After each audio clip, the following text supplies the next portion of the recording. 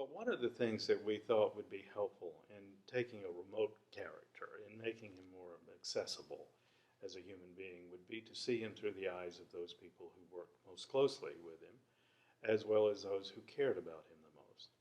And that includes his family and those people who were his personal secretaries, who stayed with him, in the case of Tobias Lear, virtually his entire adult life after the revolution. Lear was there all the way through with a few gaps.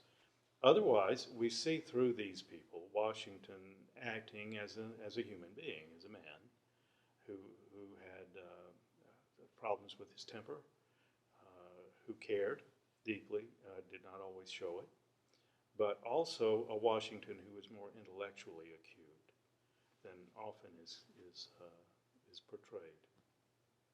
And what about him would inspire such loyalty among his circle? From his youth, there were people who did uh, generally circle him in a way.